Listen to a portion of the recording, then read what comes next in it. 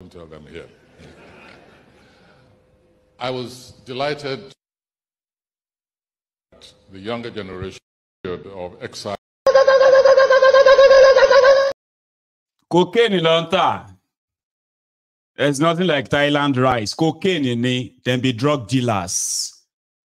He's a Nobel laureate. They asked him to write a letter to Taiwan government that they want Taiwan to be supplying them rice. Cocaine in it. That is why he would never by any means see anything good about Peter Obi. You have no idea. That's his own compromise, so to say. But here is how the guys in Arise News, this is how they kind of reacted to the old stuff. I want to share that with you. Here. Nobel laureate Wole Soyinka has yet again questioned the leadership potential of Labour Party presidential candidate Peter Obi, stating in a recent interview that he's unfit to govern Nigeria. Soyinka cited the conduct of his supporters, known as the Obidients, during the 2023 election campaign as a disqualifying factor. Let's take a look. I hope for the sake of the nation that he doesn't express interest in the next election. Because for me as a leader, if there was any proof that he was unfit to lead that country, it's in the conduct which he encouraged among his followers. Because I know for a fact, and I can give you an instance which proved that he was in control of those forces. Simply because when he first came to visit me, I remember the moment when he took out his computers, something, and after he made a statement like, "Oh, don't worry, everything, will be taken care of. You don't have anything to worry about these people." He was talking about the quote-unquote obedience. I remember he took out his computer, his phone, and he tapped, a message, there. And he shot me. I was watching him very closely. I didn't say a thing. And after that, everything seemed to be, to be nice and cozy. All right. Professor Wole Soyinka, Nobel laureate. The last time he called Peter Obi Bajue, remember that? Well, all right, Reactions will definitely trail this. Let us take this tweet from Distinguished, who wrote, "This was Soyinka in 2024. After almost 8 months of Tinubu, I don't criticize heads of state till after a year. So he went to Aso Rock to give Tinubu 7 points agenda. But he can criticize Peter Obi, who isn't in Aso Rock. These are the elders we should respect." Daniel Rega wrote, "Wole Soyinka is entitled to his opinion about Peter Obi and the Labour Party. But I'm yet to see him criticize the present government or those currently in power, which speaks volumes for someone who's highly respected. His bias is glaring for all to see. With his voice, he can help start serious conversations." I mean, yes, that is true. He, with his voice, definitely can start serious conversations. But that's not the only thing, Wole Soyinka talked about during that interview. He also talked about the fact that Nnamdi Kanu is, has a right to, agitate for a separate nation. For all he knows, he did not bomb anywhere. So, he also talked about that. But that's the type of conversations that we are expected to hear from a leader like Wole Soyinka. One thing has to be said. I would like to ask Professor Wole Soyinka and other people, what is this thing about Obi? That means there's something, a gold you people see in this Obi. Because this man did not win elections. And after not winning elections, he's gone about conducting himself, doing his charity, but he's still the main point of conversation. Mm-hmm. So, kini gan pa Obi? What does that mean? Kini ni pato ni pa Obi? Because this man, he came to visit you. Afterwards, we all know how the visit went into a big hula baloo. I don't want to talk more about that visit because I was very privy to a lot of things that happened in that visit, and I don't want to talk, for the sake of privacy. But afterwards, he went that way, and you keep indicting him as regards to the conduct of obedience, which are young people that have a right to react What about the people that, you know, did ethnic strife? What about the people that carried Oro in elections in Lagos? Professor Wole Soyinka has not said anything about that. What about people that were beaten? Professor Wole Soyinka has not said anything about. What about people in Ikota that were beaten? All of a sudden, Oro came out because of election. He's not said anything about that. But this thing is always about constantly Obi. And when we ask him to comment about the current president, I don't comment after 1 year. Now it's 1 year. Now he should comment. He will not still comment. So what is this thing really? Kini or Obi yi ni pato? I'm asking. You know, the same man you went a couple of months, you went to call them Badjue and all sorts of. Yeah. And you think people will not. And when they react to him now, don't forget that. you call them fascists and things like that. And this was an election that you only heard one side of the story. You were not full privy to. Yes, but you know, and there are many things that you should know because Professor Wole is 90 already. Yeah. But we will not stop respecting him for the role he plays. I dove my heart for him because when it was time to stand tall, he stood tall in this country. And I say we have a lot of respect for him, but there are some things we say that we disagree. Yeah. We can respect you and disagree with you. Yes. So I disagree with him on this. Yes, you know, I actually, you know, liked those tweets because, you know, I mean, May 29, President Bola Ahmed Tinubu, 1 year in office. I'd love to hear from him as well regarding, you know, we can't wait. I mean, May 29th is coming. We hope that he says something about this current administration because it will definitely speak volumes, especially given the fact that he's constantly criticizing the, you know, the strong opposition. I'm one to lean towards revising what did Peter Obi do? Because remember, he didn't even come second according to INEC. Yeah. He came third. So what you do about the fact that, you know, just... But let me say that Professor Wole Soyinka is a well-respected elder statesman. His contributions to Nigeria, not just locally, internationally, putting Nigeria on the global map with his writings and other things, is one to be certainly celebrated. However, I think in fairness, in him being fair as an elder statesman, it would be good for him to speak in a way that is objective and across board. Professor Wole Soyinka is from Ogun State, the southwest part of Nigeria. And this is the southwest part of Nigeria, particularly in Lagos State, where we saw an election that was driven largely by, you know, to a very large extent, let me not say largely, but significantly by ethnic slurs and ethnic divisions. And I didn't see him come out to condemn those things in very strong terms, because he ought to be proud of his own heritage, being a Yoruba man himself, and to say, no, we're not going to stand for that. Nigeria cannot survive being divided. Oji, we saw on TV where someone came and talked about Yachukudi. And talked about the fact that, oh, they were going to, you know, if people were told not to come and vote if they looked a certain type of way. I would have expected him to also use the same energy to speak about that. We see vitriol online, not just from the Obidients he talks about, but also people who come out to say that, oh, even people in government. Just check on YouTube. They called me Omuale Yoruba. Just check on YouTube, the comments. It is saddening to see that we've descended to such a level in Nigeria where the only thing we can use as an attack is the way you come from, where you are, your heritage, and that's why we talk about this whole unity in diversity. So I would expect that he should be promoting the unity of the Nigerian people, and that's why I'm glad that he spoke about the Nnamdi Kanu issue. I thought that brought some balance to that. So the Obidients, let me not lie, this Obidient movement, even though it's couched under the name, you know, calling from Mr. Peter Obi, are young Nigerians who are tired of the way Nigeria is. And so they've come out very strongly to speak against it. And to be honest, for a number of them, they saw something different in Mr. Peter Obi, a new hope, a deviation from the normal. And that's why a lot of people were willing and able to stake their lives, in quote, to support him. So it's not because he forced people or he's acting. In fact, if I would say anything, Mr. Peter Obi has conducted himself very well in the course of this and condemned actions at certain times when it came down to it. So I do believe that he should be fair and should be more in No, Soyinka is you know, it's agba oshi, agbara darada. Àwọn agba in Yoruba we call them àwọn agba tí ò tó lé. These are the agbalagbas that you know, they will destroy their graves before they finally you know, die, and shamelessly will be dumped in those graves. That's why people like him, they are dishonest, very, very dishonest, and very stubborn too. When you get to that age, you tend to become very stubborn. So that is why we will continue to remind them that, listen, oh, you've had your shots, and this is our time. And people like you will never gaslight us with your useless respect the elders that are working to destroy us, destroy our future.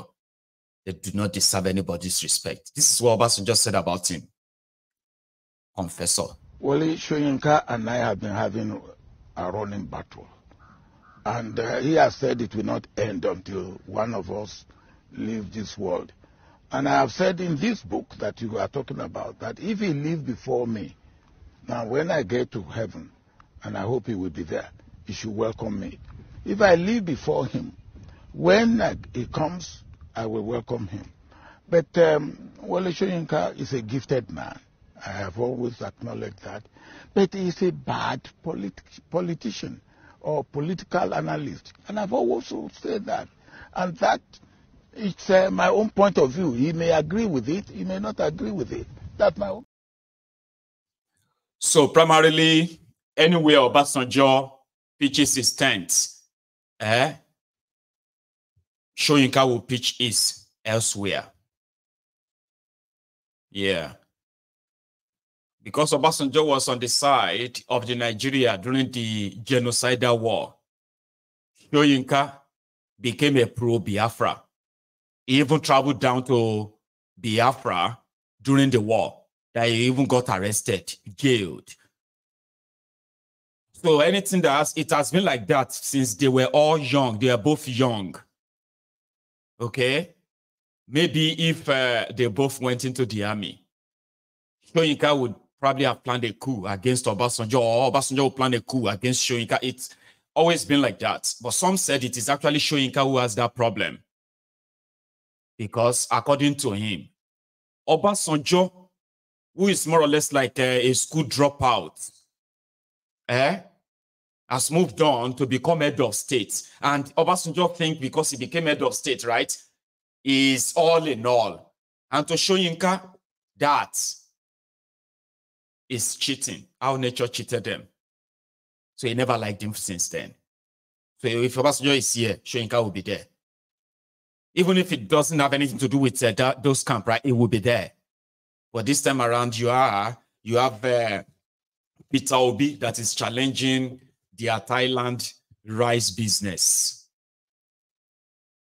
So it's a fair game. So people like that don't mean well for anybody. And now they know better. Now they are knowing better. Okay? All of this is for Tifnumbu, the drug dealer. Okay? And all of them will be continuing to come out and remind you that let the status quo remain, kind of. So let's leave Cornfessor and take a quick break in Edo before I take you somewhere else. Okay? Take a look at Edo State. Road and others. Quickly. This is one of our sons and daughters, the youth, trying to find solution, temporary solution to this erosion. Even at this point stage, you can see, try to divert erosion, and we know that farm areas are here, and that farm area must have been destroyed now, to be affected. But Father, we are praying I will find somebody to come to our rescue in the mighty name of Jesus Christ. These are temporary measures, palliative measure. Try to rescue the people of this community from this unnecessary and necessary flood directed into our community through Okanya Road. Welcome to Udieme Secondary School, and this is the senior secondary school building. As you can see, this particular one here is the one constructed by the community to assist. Then this particular one is the one constructed by the government. What a poor structure. Here is an open sockaway pit, which has not been closed for only God knows when, that they now had to turn it to their trash dump. I think this is the structure. This is the building. this is the staff room where teachers, stay to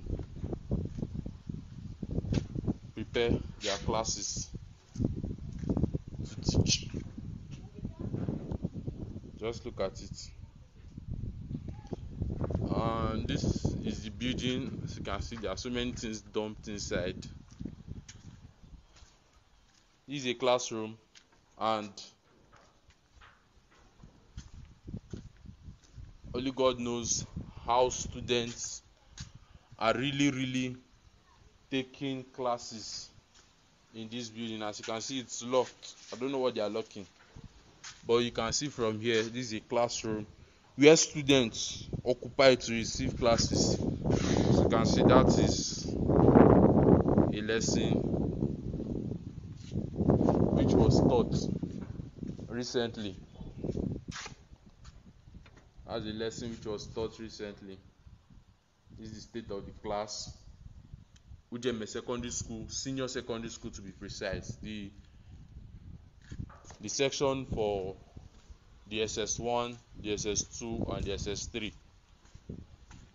These are their science apparatus that has been abandoned for.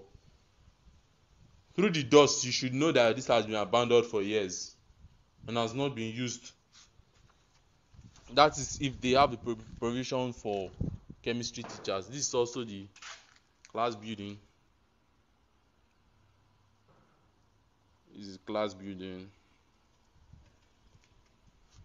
And this class is set to be operational. So the question is, how do students really sit in this class to learn?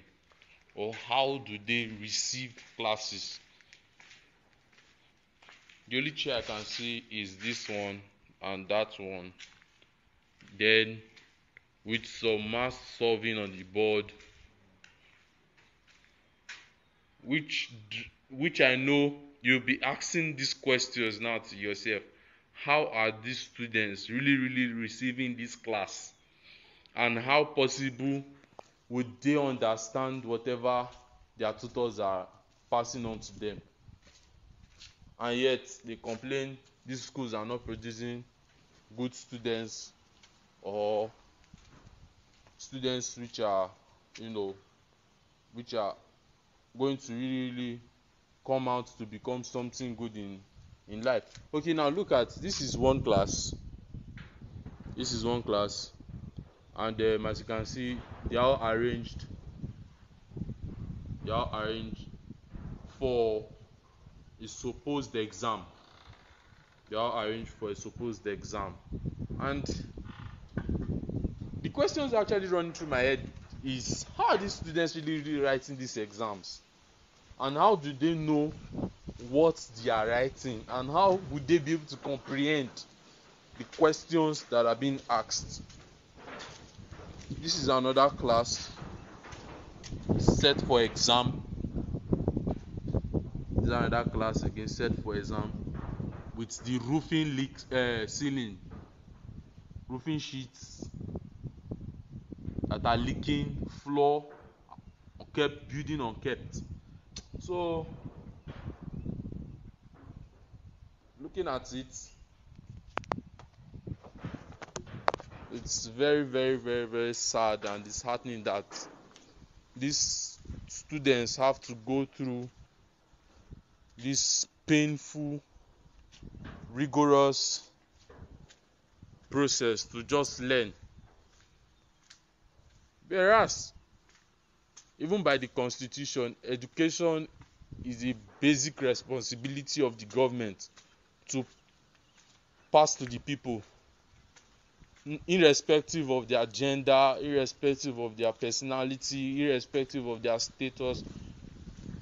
Education is a basic responsibility of the government, and you can see from my own view, you could see. Yeah. Sorry for putting you through that trauma or activating your PTSD, because some of us actually went through schools in buildings like that. I'm not saying all of us. At least I grew up seeing such buildings in my primary, secondary schools. Not that there were no other good buildings, but we're just there. So somehow, some of you watching me right now, right there in your living room, you probably will remember how it was in your own Labule Community Grammar School. So that I left secondary school in 2000, 2001. So that's pretty much like 23 to 24 years, well, 23 years ago. And in 2024, there are children still subjected to that kind of learning. And they are supposed to be the leaders of tomorrow. All of us were then raised 24 years ago through such system. Are we leaders of today? Because they told us that we are leaders of tomorrow. Now, majority of us now, Omolanke, or be waited to call Keke Marua, and they ride about now. Graduates where they ride their Okada, ride Keke Marua, and they were supposed to be the leaders of tomorrow. 24 years ago, that's what they were telling us. You are the leaders of tomorrow. You are the leaders of tomorrow. Actually, they were lying to us. Can you produce any good leaders of tomorrow? Okay, now see all the leaders of tomorrow too, who are now your governors, your senators. They are product of some of these places. Because the future of Nigeria, I hope you understand what that means. So before you begin to tell yourself that, anyway, here is one of the senators that represents Bokwari's state in Katsina. He's saying something about this new move of reverting back to your old national anthem. In his words, I don't know how this national anthem even affect the well-being of the common man in Nigeria. Let's be realistic. How this one will support the government to stop either hunger, banditry, or improve insecurity.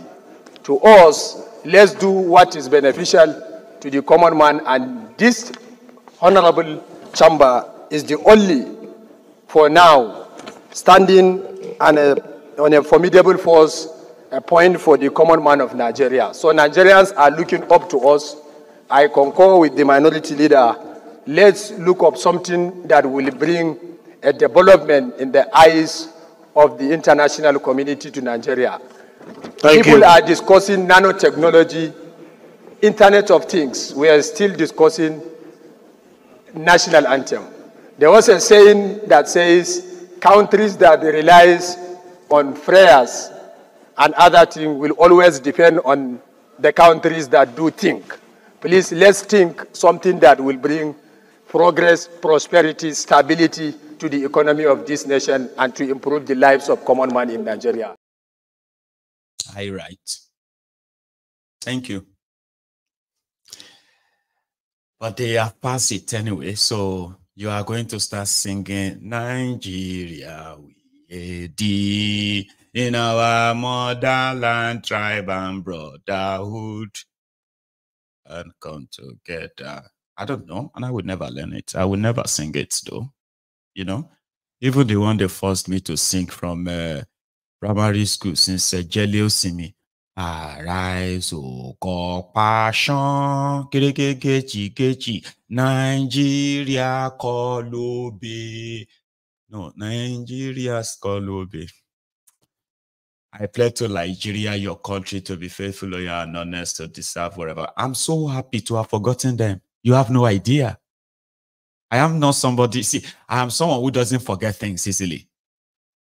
But if I choose to forget something or forget someone, oh my God, it feels so good. If they have things I really want to forget, I've always wanted to forget that nonsense, and I'm happy that I have forgotten it. So I love it when I'm struggling to try to sing it. Arise, O compassion, Gechi, Nigeria Kolobe, to Zafa Fadala, to Zafa